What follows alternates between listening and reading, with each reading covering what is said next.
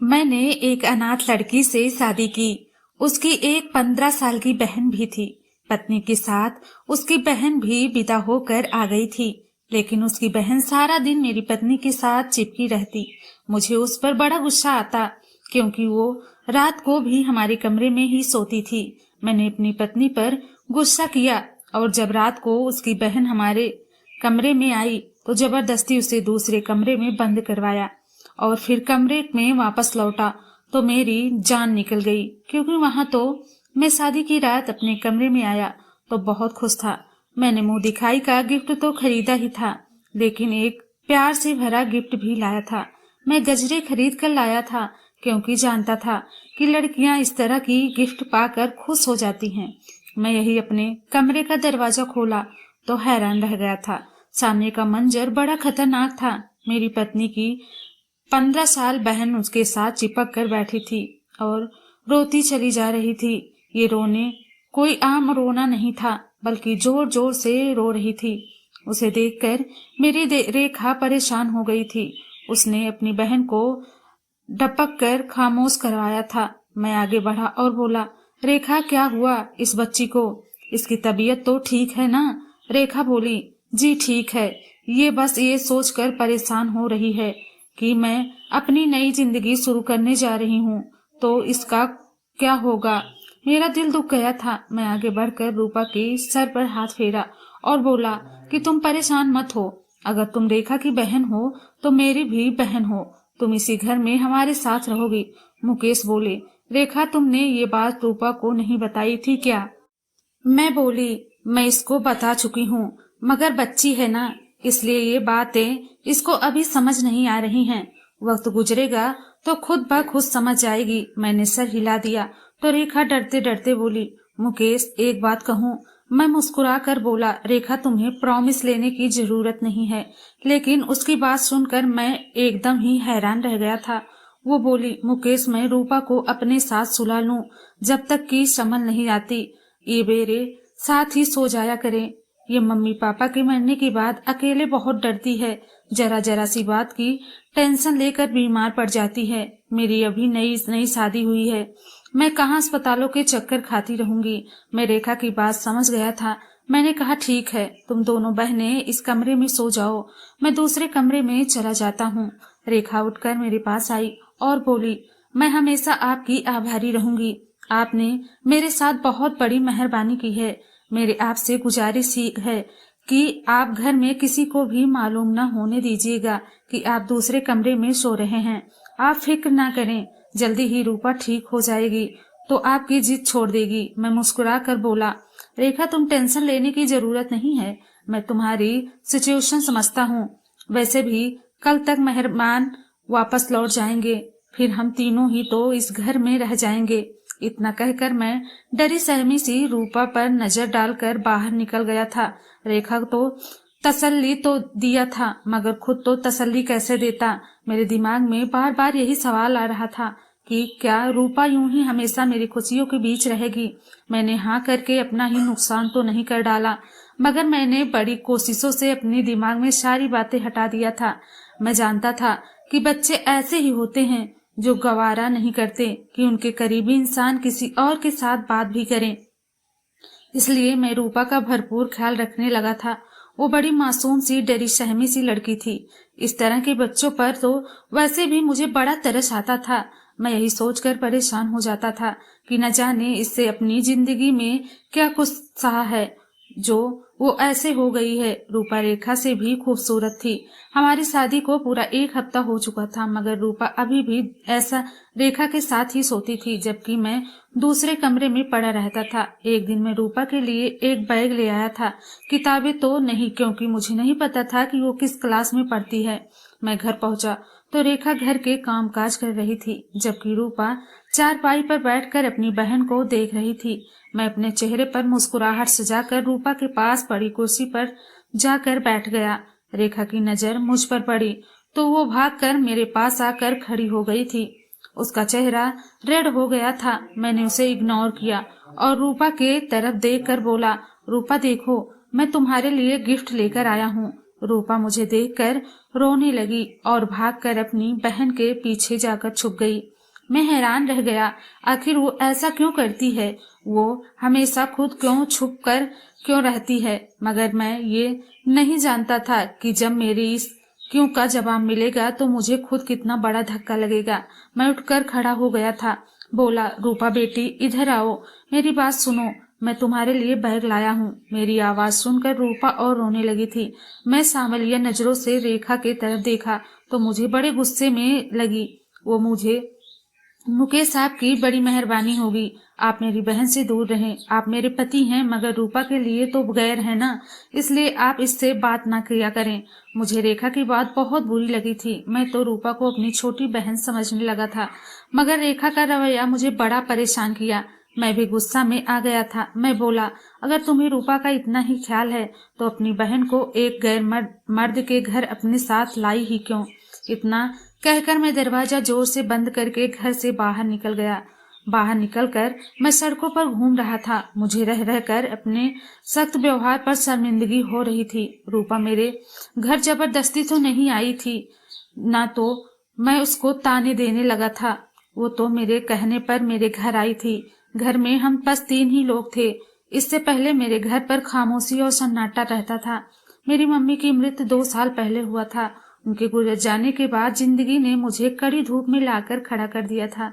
घर की सारी जिम्मेदारी मुझ पर थी और मैं कुंवारा था और घर में अकेला रहता था, इसलिए कोई काम वाली भी मेरे घर काम करने की हिम्मत नहीं रखती थी। हमारे एक दोस्त ने शादी का मशवरा दिया तो मैंने अपने रिश्ते की जिम्मेदारी थी उसी पर डाल दी थी। मेरे दोस्त ने भी मुझे बताया था कि उसके जानने वाले में एक अनाथ लड़की है जिसका नाम रेखा है। उसने बताया कि रेखा के साथ उसकी एक बहन विदा होकर घर आएगी। तुम उसकी पढ़ाई लिखाई खाने पीने पर जितना भी पैसा लगाओगे वो तुम्हारे लिए उतना ही अच्छा होगा।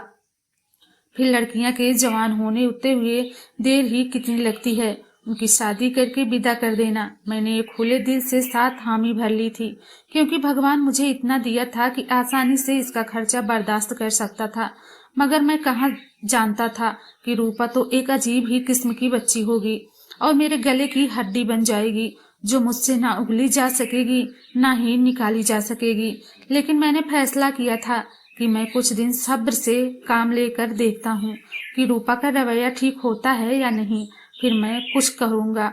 मैं रात को घर लौटने लगा तो होटल में खाना भी ले गया था। मैं जानता था कि रेखा मुझसे बहुत गुस्सा होगी। मैं उसकी नाराजगी दूर करना चाहता था। मैं घर के दरवाजे पर खड़ा था जबकि मेरी कानों में रूपा की आवाज पहुंची।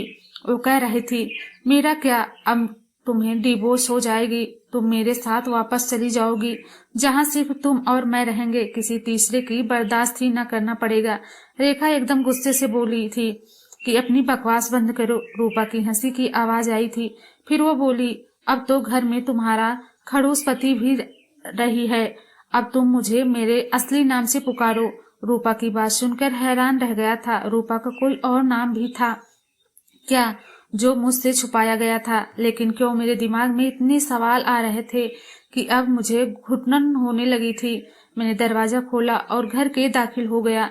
रेखा की नजर मुझ पर पड़ी तो वो भागकर मेरे पास आई और बोली, मुकेश आप कहाँ रह गए थे?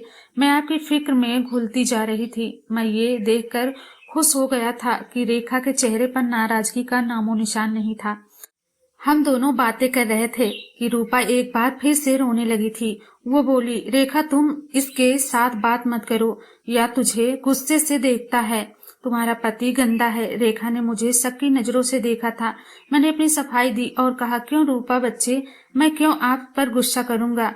रेखा बोली, मुकेश मैं आपसे कहीं भी थी कि आप मेरी बहन से बात मत किया करें। इतना कहकर वो रूपा को हाथ से पकड़कर अपने कमरे में ले गई और मैं इस हाल में अपना मुंह लेकर खड़ा गया था। लेकिन अब मुझे शक हो गया था, कुछ न कुछ तो गड़बड़ जरूर है। मैं तो रूपा के नाटक को बचपना समझ बैठा था, मगर यह तो कहानी ही कुछ और था। मेरे दिल में शक का बीज उग चुका था और मैंने सोचा कि अगर उस पर सख्ती करूंगा तो वो खुद ही खुद अपना राज खोल देगी। रेखा हमेशा की तरह नाश्ता बना रही थी जब अचानक रुक कर बोली, मुकेश आप रूपा के लिए स्कूल का बस्ता क्यों लेकर आए थे? मैं रेखा के कल वाले रवैये की वजह से गुस्सा था, इसलिए छोटा सा जवाब दिया और कहा, मैं चाहता था कि रूपा पढ़ाई करे। रेखा हंसी और बोली, कौन सी पढ़ाई? रूपा ने तो स्कूल का मुंह भी तो नहीं देखा। इसे पढ़ने का शौक नहीं था, इसलिए हमने इसका स्कूल में एडमिशन ही नहीं करवाया था। मुझे रेखा की बात अच्छी नहीं लगी थी। मेरा मूड पहले से ही खराब था, इसलिए मैं किसी किस्म के बहस में नहीं पड़ना चाहता था। मैंने अपना खाना खत्म किया और ऑफिस के लिए निकल गया, मगर रूपा की बात मुझे खटक रहा था। उसकी अजीबोगरीब हरकत और मुझे देखते ही रोना, फिर मेरे और रेखा की डिवोर्स पर खुश होना, ये सब क्या था? रूपा कोई नन्ही बच्ची तो थी नहीं, वो 15 साल की थी। इस उम्र में तो लड़कियां बड़ी समझदार होती हैं। यकीनन यह मामला इतना सीधा नहीं था जितना मुझे लग रहा था। शाम में भी रूपा ने मुझे गुस्सा दिलाने की पूरी तैयारी कर रखी थी। मुझे देखकर वो अजीब अजीब हरकतें करने लगी थी। मैं रेखा से बात करने लगा तो वो उसको हाथ से पकड़कर कमरे में ले गई। रेखा थोड़ी देर बाद कमरे से निकलकर बोली, मुकेश, आप खाना खाकर अपने कमरे में चले जाइएगा तो हम दोनों बहनें भी आकर खा लेंगे। रूपा जिद कर रही है कि जब तक आप बाहर बैठे हैं तब तक वो बाहर नहीं निकलेगी। मुझे गुस्सा तो बहुत आया था, मगर खुद पर काबू डालकर बोला, ठीक है, रूपा बाद में खाना खा लेगी। कम से कम तुम तो मेरे साथ आकर बैठो, तुम तो मेरे साथ खाना खाओ। रेखा के जवाब ने मेरे अंदर आग लगा दी थी। वो बोली, मुकेश, आपको तो पता है ना कि रूपा कितनी जिद्दी है, घर में तूफान खड़ा कर देगी, इसलिए आप मेरी बात मान लें। रेखा इतना कहकर कमरे में चली गई थी। अब मैं अपने गुस्से से बाहर हो गया था, खुद पर काबू न पा सका और कमरे की तरफ बढ़ा। रेखा की आवाज आ रही थी। वो रूपा को कह रही थी, पापा के साथ तुम भी मर जाती, कम से कम मेरी जिंदगी तो बच जाती। न जाने तुम मेरे किस पाप की सजा हो। मैं दरवाजा खोलकर अंदर चला गया और रूपा का हाथ पकड़कर खींचते हुए बाहर ले आया था। रेखा भी बौखला गई थी। वो मेरे पीछे भागी और बोली, मुकेश, ये आप क्या कर रहे हैं? छोड़िए मेरी बहन को, आप अपने होश में तो हैं। मगर सच बात तो ये थी कि मैं अपने होश में नहीं था। अगर होश में होता तो ये सब ना करता। मैंने रूपा को एक कमरे में बंद कर दिया था और रेखा का हाथ पकड़कर उसे अपने कमरे में ले आया था। मैं बोला, अब मुझे सच सच बता दो कि तुम्हारी बहन ये सब क्यों करती है? रेखा के चेहरे का रंग उड़ चुका था, वो रोती चली जा रही थी। वो बोली, भगवान के लिए मुकेश, आप मेरे बहन को छोड़ दें। वो बहुत डरी हुई लड़की है, मर जाएगी। वो एक रात तो क्या, एक पल भी मेरे बिना नहीं गुजार सकती। मैं चिल्लाकर बोला, क्यों? आजकल के छोटे छोटे बच्चे भी अपनी माँ के बिना रह लेते हैं। ये किस किस्म की बहन है कि तुम्हारी बहन तुम्हारा साया ही बन गई है? मुझे ये सब बिल्कुल भी पसंद नहीं है और आप ना ही मैं ये सब बर्दाश्त करूंगा। मैंने रेखा को घर कर देखा और कहा, तुम अपना ये रोना धोना बंद करो, मगर उसके रोने में और तेजी आ गई थी। मैं रेखा के कमरे से बाहर आ गया और बाहर से कुंडी भी लगा दिया। अपने कमरे में आकर मैंने दरवाजा बंद कर लिया था ताकि रेखा और रूपा का शोर खत्म हो जाए, मगर वो दोनों बहनें जोर जोर से दरवाजा पीट रही थी। ऐसा लगता था कि वो दरवाजा ही तोड़ देंगी।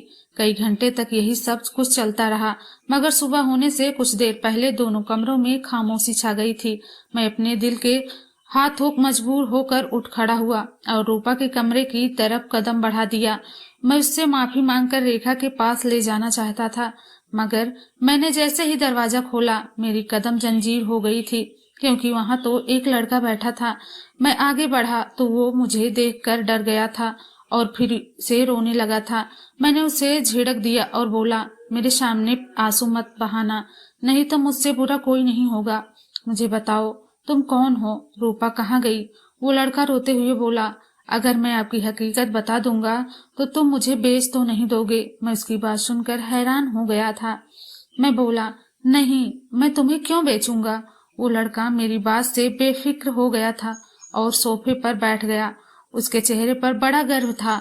वो बोला, जब पैदा हुआ तो हमारे घर गम मनाया गया था, जैसे मैं पैदा ही नहीं हुआ हूँ, बल्कि मर गया हूँ। मैं जब बड़ा हुआ तो अपने आप आसपास बहुत जुर्म देखा था। मेरे पापा मम्मी को एक बहुत छोटे डंडे से मारकर नीलो नील कर देता था और मेरी तरफ इशारा करके कहता था कि मेरे लिए अच्छा होता कि तू बाज होती, मगर ये तूने क्या गजब कर दिया। मैं पापा की बात सुनकर आईने के सामने जा खड़ा हो जाता। रेखा कहती, पापा की बातों पर ध्यान मत दिया करो, तू तो बहुत प्यारा है। लेकिन मैं प्यारा होता तो क्या मेरी वजह से माँ को मार पड़ती। मैं रेखा से पैसे मांगता तो वो 2 का नोट थमा देती थी। मैं भागकर दुकान जाता और मम्मी के लिए अपनी पसंद की टॉफी ले आता। मैं वो टॉफी मम्मी के मुंह में डालकर कहता, मम्मी गोली खा लो, आराम आ जाएगा। मम्मी मुझसे लिपट कर फूट फूट कर रोने लगती थी। मैं नन्हा सा था, मेरी उम्र केवल लड़के खेला करते थे, जबकि मेरा दिल खेल में नहीं लगता था। मैं सारा दिन घर में रहकर मम्मी का पहरा दिया करता था कि पापा कहीं मम्मी को फिर से न मारने लगे। लेकिन मेरे रोने के बाद भी हर दूसरे तीसरे दिन मार खा जाती थी। मैं अपने छोटे छोटे हाथों से मम्मी का पैर दबाता था कि उन्हें आराम आ जाए, मगर वो अपना दर्द भूलकर मेरे छोटे से हाथों को चूमने लगती थी और रोने लगती थी। मम्मी कहती थी कि मुझे मार से तकलीफ नहीं होती, मुझे तुम्हारे इन हरकतों से बड़ी तकलीफ होती है। एक दिन मम्मी बाजार जाकर मेरे लिए एक साइकिल और बॉल लेकर आई थी। मम्मी कहती थी कि तुम बाहर जाकर तो खेलते नहीं हो, घर में ही तुम्हारी खुशी का इंतजाम कर देती हूँ। मैं साइकिल देखकर बड़ा खुश हुआ था और मम्मी के हाथ पांव चूमने लगा था। फिर सारा दिन कड़ी धूप में साइकिल चलाता रहता था। मम्मी मुझे देखकर हंसकर बोली, आज पहला दिन है, इसके लिए धूप में खेल लो, कल से धूप में नहीं खेलने दूंगी। मैं हर थोड़ी देर बाद साइकिल में उतरकर उसे कपड़े से साफ भी करता रहा था कि मेरा नया साइकिल कहीं पुराना न हो जाए। शाम में पापा घर आए तो मैं साइकिल पर झूम रहा था। पापा बोले, इसको ये साइकिल किसने दिलाया है। फिर मेरे मुंह पर 2 थप्पड़ मारकर मुझे साइकिल से उतार दिया और कुल्हाड़ी से मारकर इस साइकिल को तोड़कर फेंक दिया था। मेरी आंखों से आंसू निकल रहे थे। मैंने रात का खाना भी नहीं खाया था। मम्मी रात को मेरे पास आकर बैठ गई थी और बोली, चंदा, आज तुझसे एक जरूरी बात करनी चाहती हूँ। तुम 4 साल के हो गए हो, एक समझदार बच्चे बन गए हो, अब तो तुमसे माँ हर बात कर सकती है ना। मैंने हाँ में सर हिला दिया था। मम्मी बोली, बेटा तुम्हारी दीदी का नाम क्या है। मैं बोला, रेखा। मम्मी बोली, और तुम्हारा नाम क्या है। मैं खामोश हो गया था और मैं बोला, मम्मी आप मुझे कमजात कहते हैं और मैं तू चंदा कहती है, इन दोनों में से क्या नाम है। मम्मी की आंखें हर वक्त आंसू बहाने को तैयार रहती थी। आज भी पानी बरसने लगा था। मम्मी बोली, तुम्हारा कोई नाम ही नहीं। मेरी जान, तुम 4 साल के हो गए हो, अब तक मैं यही फैसला नहीं कर पाई कि तुम्हारा क्या नाम रखूं, लड़कियों वाला नाम रखूं या लड़कों वाला। मैं हैरत से बोला, क्यों माँ, मेरा लड़कियों वाला नाम क्यों रखना चाहती हैं, मैं तो लड़का हूं ना। मम्मी ने नहीं, मैं सर हिला दिया तो मैं दंग रह गया था। मम्मी बोली, तू न लड़का है और न लड़की है, तू एक किन्नर है, तू तीसरी जीन्स से है। मैं 4 साल का बच्चा इन बातों को समझ नहीं पाया था। मम्मी बोली, मगर मैं तुम्हें लड़का नहीं बनाऊंगी, क्योंकि तू बाहर निकलेगा तो लोग 100 बार तरह की बातें करेंगे। मैं तुम्हारा नाम रूपा रखती हूँ। तुम हर वक्त सिर पर दुपट्टा लेकर रखोगे और घर की 4 दीवारी में रहोगे तो तुम महफूज रहोगे। मैं मम्मी से रूठ गया, बोला, मुझे नहीं लेना दुपट्टा, मैं लड़का हूँ। मम्मी बोली, मेरे पास टाइम नहीं है बेटे, नहीं तो मैं तेरे सर पर घरे दस्त की छांव कर देती, तेरे हिस्से का हर दर्द को खुद पर झेल लेती। लेकिन अब मुझे कहीं जाना है। मैं रोते हुए मम्मी से लिपट गया और जिद करने लगा कि मुझे अपने हाथ साथ लेकर चलना। हम दोनों रोते रहे। फिर मैं सो गया। मम्मी मुझे रेखा के पास लेटा कर चली गई। सुबह मेरी आंखें चीखों पुकारों के साथ खुली। रेखा जोर जोर से रो रही थी। मैं भागकर बाहर निकला तो मम्मी सोई हुई थी। रेखा मुझसे लिपट कर रोने लगी, बोली, मम्मी चली गई हैं। मैंने रेखा के सर पर थप्पड़ मारा और बोला, धीरे बोली, मम्मी सो रही हैं, उठ जाएंगी। फिर रेखा मुझे कमरे में ले गई और मेरे सर पर दुपट्टा डालकर बोली, आज से तू रूपा है। मम्मी की बात याद है ना। मैंने सर हिला दिया और 2 रुपए लेकर दुकान पर चला गया। मम्मी के लिए टॉफी ले आया। वो टॉफी जेब में लेकर घूमता रहा, मगर मम्मी उठती ही नहीं थी। सारे गांव की औरतें भी आ गई थीं। फिर मम्मी को 4 पाई पर लिटा कर ले गए।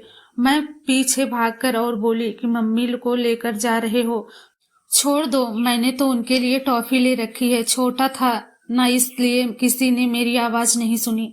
मैंने आदमियों की टांगें पकड़कर बोलता रहा कि मेरी माँ को नीचे उतार दो, सुबह से कुछ नहीं खाया है, उन्हें भूख लगी होगी। वो टॉफी मेरे जेब में ही रख गया, मगर मम्मी नहीं लौटी। मैं रोता रहा, तड़पता रहा, मगर किसी ने मेरी बात ना सुनी। फिर एक दिन पापा भी चले गए तो हम चाची के घर आ गए। चाची भी अब पापा के जैसे ही जालिम थी। वह मुझे हर वक्त मारती रहती थी, अक्सर कहा करती थी, मैं तुझे भेज दूंगी, तुम्हें गुरु ने ले जाएगा। तभी रेखा मेरा सहारा बनती थी। चाची का बेटा मेरा मजाक उड़ाया करता था। वो मुझसे कहता था कि तुम किन्नर हो, नाच कर दिखाओ। फिर वो और चाची बड़ा हंसते थे। मैं डर जाती थी, लेकिन रेखा मुझे बचाती थी। फिर उसकी शादी आपके साथ हो गई। आपकी तरह देखकर भी मुझे डर लगता था कि कहीं आप मुझे गुरु के पास न भेज दो। रेखा कहती थी कि आप अच्छे हैं, आप ऐसा नहीं करेंगे, मगर डर मेरे दिल के अंदर बैठ गया है। अब आपको सब कुछ मालूम हो गया है। अब बताइए, आप मुझे अकेले कमरे में बंद नहीं रखेंगे ना? मेरा चेहरा आंसुओं से भीगा हुआ था। मैं जल्दी से उठकर बाहर की तरफ भागा और रेखा के कमरे का दरवाजा खोल दिया। उसके कदमों में बैठकर माफी मांगने लगा था। वो भी रो रही थी, मगर रेखा बोली, किस बात की माफी? आपने तो हम बेसहारों का सहारा दिया है। फिर मैं और रेखा रूपा को दिमाग वाले डॉक्टर के पास लेकर जाने लगे। उसके दिमाग में बचपन का ट्रामा निकालना था, कठिन था, मगर अब सही हो गई थी। मैंने उसकी पढ़ाई भी शुरू करवा दी है। मैं और रेखा खुशगवार जिंदगी गुजार रहे हैं। रूपा भी अच्छी जिंदगी की तरह लौट रही है और मैंने खुद से ज्यादा किया है कि उसका भविष्य रोशन बनाकर ही दम लूंगा। धन्यवाद दोस्तों।